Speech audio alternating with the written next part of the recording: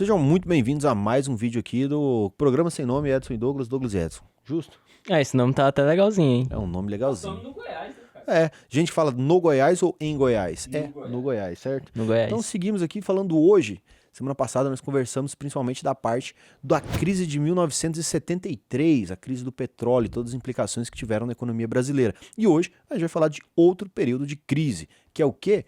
O período ali que a gente teve um governo do Sarney. Você é da época do Sarney? Como que foi para você? Vou lembrar um pouquinho, né? A gente sai ali de um regime militar, que saiu de 64 até 85, e aí a gente vem pela primeira vez um presidente que não foi eleito diretamente, era indiretamente, mas já estávamos saindo desse período em 85, que era o Tancredo Neves. E em vice, né, colocaram ali o Sarney, que ele era mais alinhado ali com o regime militar. Só que o Sarney vem, né, logo após, o Tancredo, antes de tomar posse, ele vem a falecer, ele morre.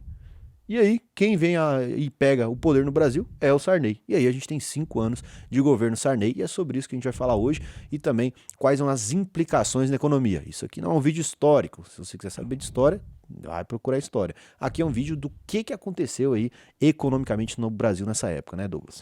Exatamente, e quando a gente fala do governo Sarney, tem muitas coisas que aconteceram naquela época que ainda até hoje respingam, né, na nossa conjuntura. A gente até vai abordar questões mesmo da Constituição. Claro que ele não permaneceu até na época, mas ele também, com base ali também no parlamento, ajudou também nessa parte. Tem a indexação de vários contratos relacionados ao IPCA, que é a inflação, que também é uma herança desse período. Então vai ser um programa mais do teor econômico, mas vai ser muito interessante também, porque vocês vão entender bastante o porquê que muitas coisas ainda acontecem no nosso país e também nossos desafios econômicos que a gente tem ainda no presente. Acho que para começar no aspecto histórico, a gente volta ali ao que aconteceu com o México. O que foi a moratória ali de 1982, Douglas? Bom, começando aqui pelo México, o México ele é um grande player de país emergente, né? Então, em 1982, você teve a moratória. O que seria uma moratória? É quando um país não consegue pagar os seus credores. E quando teve essa crise no México, obviamente todo o mercado internacional pensou o seguinte: poxa, se tem uma crise no México, que é um país muito interessante, está bem próximo do Canadá e dos Estados Unidos, então, pelo menos ali em laços comerciais. Então, como que vai estar os outros países emergentes, tirando ali do Ocidente, né? Porque a gente também pode estar falando também da Rússia. Na época você tinha a China, que não é essa grande China que tem tira esses resultados agora de forma atual, né? Mas já estava nesse processo de expansão também, de industrialização. E nesse caso, foi ruim porque quando você teve a moratória do México, o Brasil já estava passando por uma série de dificuldades. Então, você teve ali a saída do Ernesto Geisel e do João Figueiredo, você já teve o Sarney, que ele também pegou o Brasil um pouco ruim. Então, já pegou um país também com uma certa dificuldade econômica.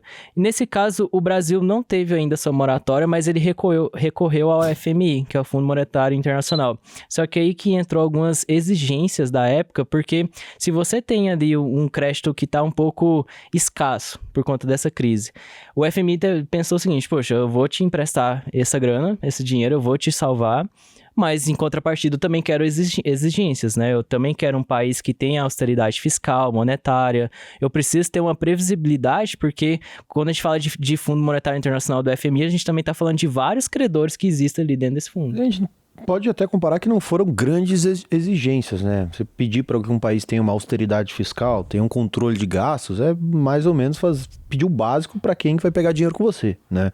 Sim. Então, se a gente fosse resumir então para uma criança tentar entender, seria basicamente o seguinte: existia crédito internacional facilitado, então todo mundo podia pegar dinheiro emprestado, todo mundo, assim, relativamente, esses países em desenvolvimento, como o Brasil, como o México, e o México, em 82, não conseguiu pagar. Ele deu um calote. Ele entrou em moratória. E aí, o crédito diminuiu. Por quê? Se o México, que é o México, não conseguiu pagar, quem dirá todos os outros? E aí, nesse momento, ferrou para todo mundo. Exatamente. Então, como ele começou em 1982, porque o Sarney entra em 85. Então, por exemplo, o Brasil já tinha superávites comerciais Que é, por exemplo, quando a gente fala de superávit, você está falando de maior exportação em relação à importação. Então, a gente vendia mais do que importava. E quem assistiu o vídeo anterior, que a gente fala da crise do petróleo, o Brasil, ele teve uma elevação muito alta da sua dívida externa, pelo menos em dólar. Por exemplo, o endividamento saltou de 6 bilhões de dólares em 1973 para mais de 80 bilhões em 82. Então, o Brasil, mesmo tendo recorde de superávit primário, ali tanto nessa parte também da balança comercial, na parte ali de exportação, esse dinheiro não era suficiente nem para pagar os juros da dívida. Então era insuficiente. Você tá vendendo o almoço para pagar a como se você pegasse um empréstimo no banco e os juros do empréstimo fosse maior que o seu salário. Então você não consegue nem pagar os juros com o seu salário. Então era isso. Exatamente. Então foi nesse contexto que o Sarney teve essa transição da administração anterior. E nesse momento a gente pensa o seguinte, como o Edson tinha feito essa introdução, todo mundo tinha uma confiança maior na parte de redemocratização, né? Tudo bem que o Tancredo Neves veio para a presidência, não foi de forma direta com o voto popular, mas indiretamente já era alguém fora um pouco do contexto do regime militar, né? Só que aí o que acontece? Na época, o Sarney pega um Brasil com inflação alta, uma dívida fiscal muito alta também, por exemplo, chegava a mais de 5% do PIB, então imagina, a gente já estava com um déficit fiscal muito alto, e também vários contratos indexados à inflação. Isso é um ponto, né? Quando você indexa vários contratos da economia à inflação, se a inflação sobe, os contratos também sobem, a dívida sobe, a inflação sobe de novo e vira uma bola de neve que gera essa inflação galopante que a gente teve aí, né? Exatamente. E assim, às vezes, e se a gente for pensar, a inflação é um contexto histórico. Por exemplo, vamos pegar um contrato de aluguel, ele é ajustado pelos 12 meses anteriores.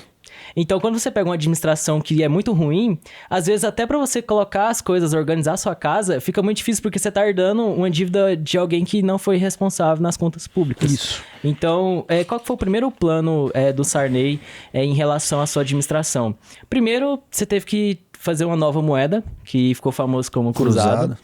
E nessa época, por mais que você teve ali um êxito no curto prazo, porque você sai do cruzeiro para o cruzado, só que a ideia inicial é o seguinte, ele queria congelar os preços e salários para tentar ajustar essa parte da indexação da inflação. Se a gente for pensar assim, poxa, tudo bem, você vai congelar os salários e também os produtos. A gente sabe que na economia, quando você trava o preço, às vezes você pode ter algum fator externo que não vai te dar mais aquela competitividade para produzir. Então, por exemplo, vamos imaginar que eu quero produzir pão de queijo. Eu vendo um pão de queijo por R$1. E para mim produzir é 50 centavos. Poxa, eu tô tendo uma margem interessante. Mas como o Brasil é um país exportador e você depende talvez ali de insumos que vêm em dólar, às vezes o meu custo não vai ser mais 50 centavos, vai ser 80 centavos. Aí eu já tô perdendo essa margem. Então, isso aconteceu muito. Tem até um vídeo muito famoso também do Mercadante também, que ele fala que ele vai no supermercado falando dos preços, que a inflação tá controlada, mas na verdade, aquilo lá foi só um estado inicial. Porque depois os próprios empresários não teve um estímulo para produzir no país. Porque você teve crise econômica, crise política e também você não teve austeridade fiscal, que era aquilo que o FMI queria então, que o Brasil fizesse. Que ali, quando entrou em 1986, né, o cruzado, uma moeda nova, respiro novo, e houve congelamento. Que a primeiro momento parece bom, porque dá uma travada na inflação. Só que em 87 já desandou de novo, já entramos em moratória de novo. Por quê? Porque não houve reformas estruturais para que essa mudança fizesse sentido. Primeiro que o congelamento é uma medida de curto prazo para resolver um problema e que nem no curto prazo já resolve porque a gente já entendeu que não faz sentido. Para vocês entenderem o que é um congelamento, vamos dar um exemplo lúdico aqui que o Lucas vai odiar e também a mulher do Lucas vai odiar mais ainda. Mas imagina que o Lucas vai comigo aqui, eu, Douglas e Lucas vamos ali numa festa e aí... Ela vai odiar. Aí eu cobro ali R$15 mil para alguém fazer uma carícia na cabeça do Lucas. O Lucas o Lucas tem uma cabeça assim, bem austera, assim, né? E aí, para passar a mão na cabeça assim do Lucas, né, seria R$15 mil. Ou seja, existe um preço, uma oferta e uma demanda. Pessoas querendo passar a mão na cabeça do Lucas, correto? E ali a gente vai ter ali 2, 3 passadas, ganhando ali 30, 45 mil reais por passadas de mão na cabeça do Lucas. Só que, se eu, como José Sarney, venho e falo, agora é 1 centavo para passar a mão na cabeça do Lucas. O que acontece? tem cabeça suficiente para isso? O Lucas, dá tempo de todo mundo ir lá e passar a mão na cabeça do Lucas por 1 centavo? Não.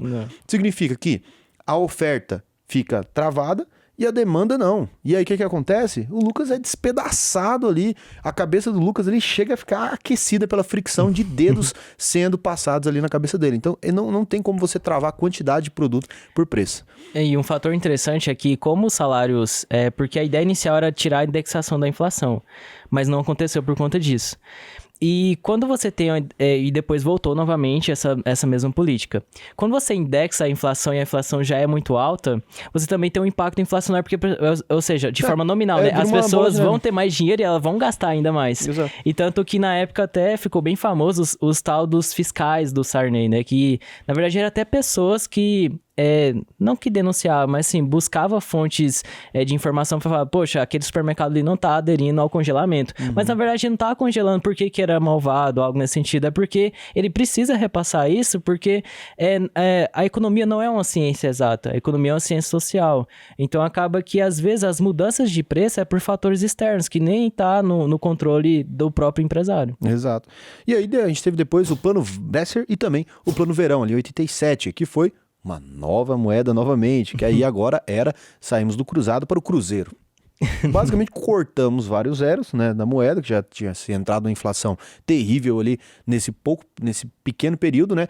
Novos congelamentos de preço e um novo período de medidas insuficientes ali vindo do Sarney para tentar conter o dragão da inflação que vinha moendo nossa economia.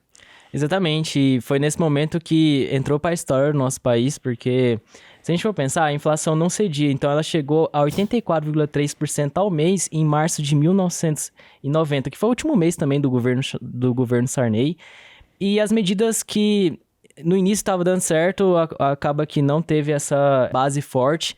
Você teve queda na popularidade também, você teve queda também na popularidade política, que acho que isso que é um dos fatores mais importantes para quem está nos órgãos públicos também. E se a gente for pegar aqui, vou entrar mais em dados quantitativos agora dos cenários da época. Por exemplo, a inflação acumulada de 1985 a 1990 foi de 13.000%. Então, o Brasil simplesmente deve ter entrado no Guinness Book de maior inflação, pelo menos em países emergentes. Você teve uma dívida externa de mais de 120 bilhões em 1989. Imagina, esse dinheiro hoje já é muito alto. Imagina naquela época, se você trazer a valor presente, é muito dinheiro. E também você teve quedas recorrentes também do PIB. Então, além da gente não ter condições internas de gerar riqueza, o nosso PIB também só vem caindo.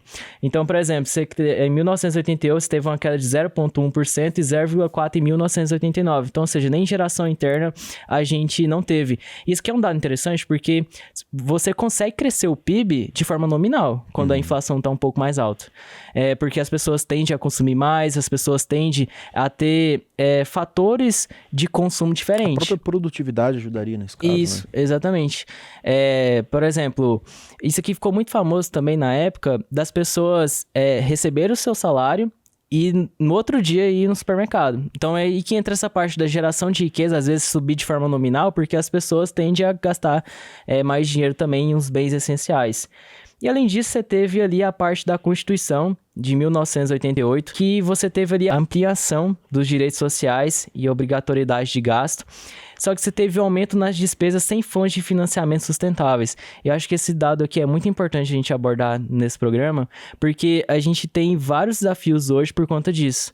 Então, por exemplo, hoje a gente tem 95% dos gastos obrigatórios no nosso orçamento, apenas 5% é despesa discricionária. Ou seja, o Brasil não consegue mais investir como em períodos anteriores, porque a gente está com todo o orçamento concentrado, principalmente nesses gastos essenciais. Aí, é claro, a gente tem gastos essenciais como saúde, como previdência, como segurança também, mas a gente sabe que tem muita coisa no nosso país que poderia ter um gasto, acho que uma gestão melhor do nosso orçamento público, né? E aí, quando a gente olha para essa transição da Constituição de 88, né, foi uma Constituição conhecida como Constituição Social, porque ela garantia vários benefícios ali, né? Vários direitos. Só que como que você garante um direito que depende da economia? E essa é a maior crítica que a gente pode ter à Constituição, né? Porque, por exemplo, a gente tem garantia, ou seja, a Constituição, no seu artigo 5º, ela garante moradia a todos os brasileiros. Mas como? Sim. É a mesma coisa. Eu posso garantir que todo brasileiro vai comer tomate. Só que eu não controlo a produção do tomate. Eu não controlo o clima, eu não controlo o produto. Então a gente tem uma Constituição garantista, né? Ou seja, com muitas garantias, mas com pouca eficiência em conseguir cumprir isso, porque depende da economia. Então, do que adianta a gente ter uma garantia à saúde, uma garantia à moradia, garantia à educação, garantia a tantas outras coisas que dependem da economia. E aí que vem todo esse imbróglio que é judicial, ao mesmo tempo que ele é econômico. A economia não é uma ciência exata, é uma ciência social, depende de muitos fatores. E aí, junto com isso, a gente tem essa amarração tão grande que houve no orçamento, aonde que e também para mim o mais esquisito é esses financiamentos que ficaram insustentáveis com o tempo, que só depois ali no governo Temer que a gente conseguiu estancar um pouco, que é o teto de gastos até com o Henrique Meirelles também. Depois foi trocado para arcabouço fiscal. Teve uma mudança também, porque o teto de gastos você poderia gastar mediante até a inflação dos últimos 12 meses. Isso. Só que agora com o teto de gasto, na verdade o arcabouço, é diferente porque você pode gastar mais mediante ao crescimento das receitas. Isso. Só que isso é um modelo um Antigo. pouquinho... Exatamente, porque você simplesmente pode aumentar a arrecadação via impostos... Pra poder gastar mais. Pra poder gastar mais. É um puxadinho. É um dos grandes problemas que a gente tá acontecendo hoje. Posso tentar fazer uma analogia legal pra galera entender? Então imagina o seguinte, quando veio a Constituição de 88, ela garantiu um monte de direito, entre aspas, ou seja, casa, moradia e tudo mais, mas não tem como garantir uma coisa que depende da economia, a gente entendeu isso.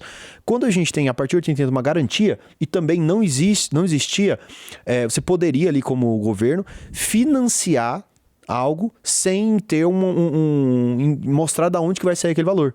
Ou seja, eu posso ir lá construir um monte, e entre aspas, construir um monte de coisas, só que sem tirar esse dinheiro de um lugar. Ou seja, eu poderia simplesmente imprimir dinheiro para fazer isso. E aí isso gera inflação.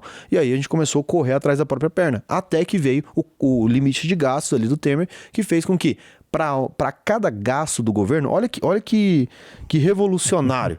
Para cada gasto do governo, o governo tem que dizer de onde que ele vai arrecadar. Que simples, né?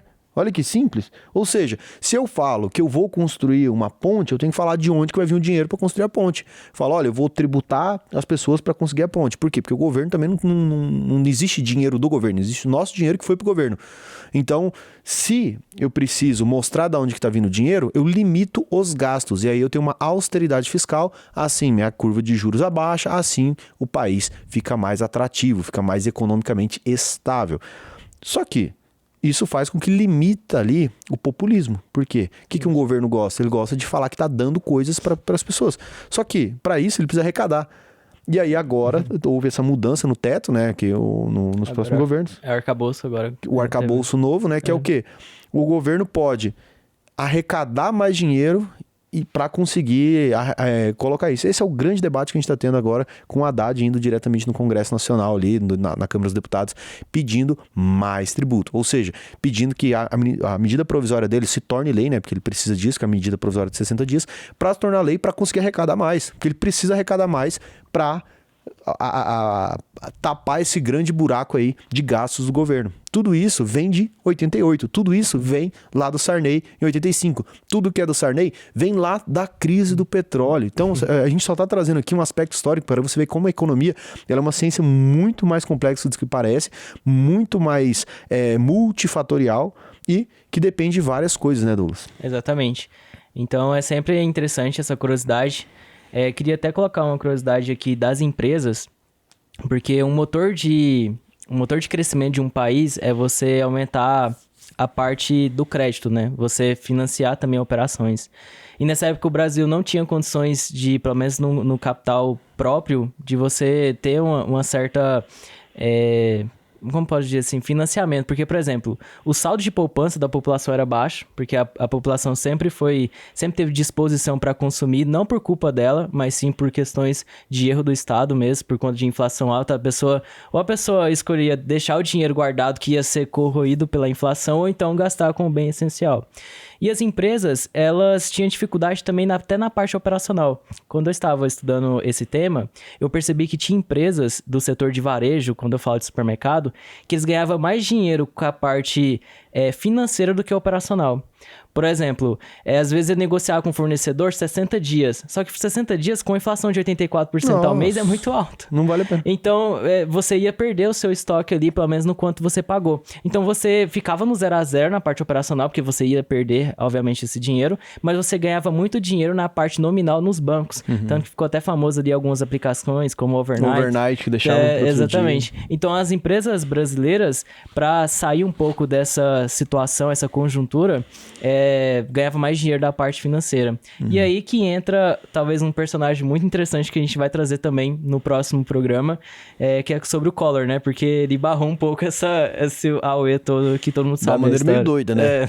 Então é isso. E ó, quando você olha pra tudo que isso aconteceu, olha que loucura. Quando você pensa, cara, que movimento. O Brasil, ele vive numa crise o tempo todo, se a gente parar pra pensar, né? Ou seja, tudo isso começou ali em 80... Tudo isso não, né? Mas do que a gente falou hoje veio em 85, com a eleição do Tancredo, que na verdade quem assumiu foi o Sarney. De 85 pra cá, a gente tá falando de 40 anos. 40 anos. Quando a gente olha pra frente, hoje tá em 2025, enquanto a gente grava isso aqui. Quando tiver em 2065, tudo isso pode acontecer de novo, pode acontecer pior, pode acontecer de várias formas. A única certeza é que várias crises vão vir. Então, se você tá aí do outro lado, já conhece a UVP, você sabe que aqui a gente tem a UVP Escola, que te ensina a investir, que ensina você a se programar para esses próximos 40 anos. Então, cuidado aonde você está colocando o seu dinheiro, porque o Brasil e o mundo inteiro ele é caótico. Existe um grande cisne negros, né, que acontece o tempo todo, de acordo com o Nassim Taleb, que vão acontecer. Então, esteja preparado. E a maior forma de você estar preparado para uma crise é ter conhecimento. O conhecimento de onde você vai colocar seu dinheiro, o conhecimento de como cuidar do seu dinheiro e não depender. A gente tem o INSS quebrando, a gente tem tantas coisas ruins acontecendo com a nossa economia e que vão acontecer ainda mais. Perdemos o boom demográfico, temos aí uma pirâmide de natalidade muito falha. Então, cabe a você hoje aprender a investir, ou se você tem acima de 500 mil de patrimônio, ir para um consultor de investimentos, e assim, somente assim, você vai conseguir garantir que lá em 2065, nos seus próximos 40 anos, quando a gente olha para essa perspectiva de tempo, você esteja minimamente seguro, que você não dependa de auxílio de governo que pode vir a não ter, e é bem provável que não tenha. Então, se você quiser aprender a investir com a melhor e maior hoje escola de investimentos do Brasil, que é a UVP, alvp.com.br, digita lá no Google que você vai achar e seja muito bem-vindo aí caso você seja aprovado. Por quê? Nem todo mundo consegue entrar. Por quê? Porque a gente entrega o seu dinheiro de volta, isso mesmo. Se você entrou para o VP e entendeu que você não aprendeu, ou seja, que você entendeu que o treinamento que não era o que você esperava, a gente entrega o dinheiro de volta. Ou seja, a gente só pode aceitar pessoas que estão preparadas. Então preencha lá o questionário que alguém vai entrar em contato com você lá e você vai ser selecionado para entrar ou não para a escola da UVP. Beleza? Então pensa bem no futuro, cara. O INSS vai quebrar e aí você tem a chance de escolher hoje seus próximos 40 anos aí para frente. E hoje, então, a gente falou do Sarney. Depois, a gente vai fazer um outro programa agora falando do Collor. Aí também tem muita crise pra gente falar. Tem muita coisa. Então é isso. E é um personagem que tá até hoje nos noticiários, né? Até hoje tá no poder também, né? Tá lá. Então, mesmo ter feito muitas coisas aí, ele ainda permanece forte na política. Ele ainda é um personagem grande na política nossa. Então é isso. Então, se você não tá inscrito, caiu nesse vídeo, se inscreve aqui no canal, VP Capital, e deixa o like aqui, porque a gente tá fazendo uma competição interna de quem tem mais like, de quem apresenta. Com certeza, o programa sem nome, Edson Douglas e Edson aqui, vai ficar em primeiro em like, então deixa aqui. E também, lembra dos comentários aí, meus cupinchas. Vamos lá, até mais. Tchau pra vocês, tchau pra vocês e tchau pra vocês. Valeu.